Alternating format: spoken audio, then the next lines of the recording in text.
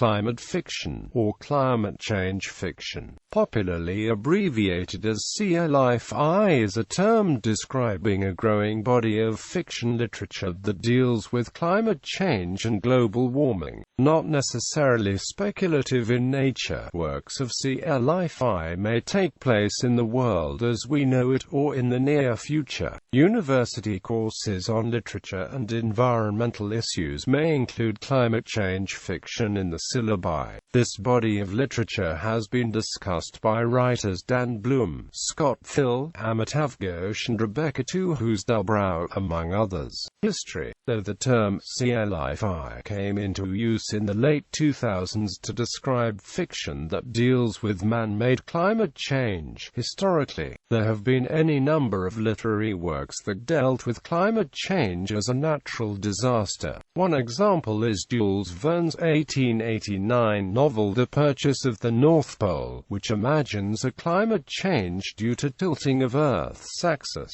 In his posthumous Paris in the 20th century, written in 1883 and set during the 1960s, the titular city experiences a sudden drop in temperature, which lasts for 3 years.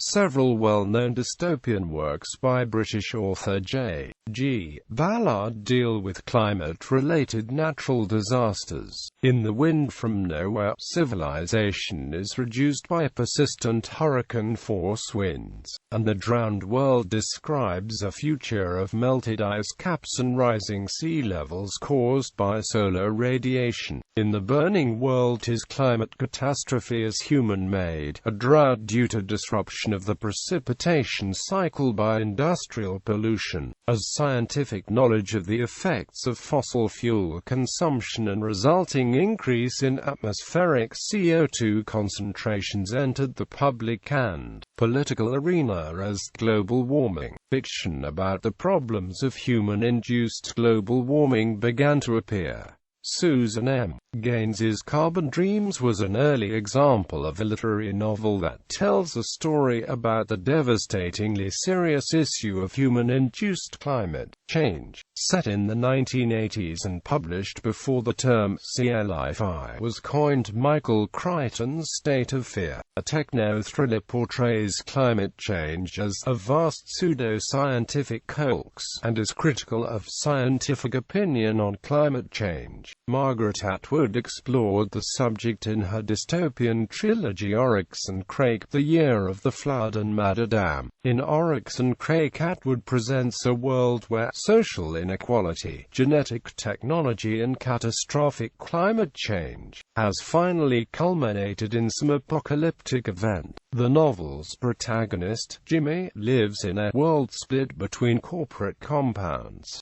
gated communities that have grown into city-states and pleblands, which are unsafe, populous and polluted urban areas where the working classes live. Prominent examples of climate change fiction. The popular science fiction novelist Kim Stanley Robinson focused on the theme in his Science in the Capital trilogy, which is set in the near future and includes 40 Signs of Rain, 50 Degrees Below, and 60 Days and Counting.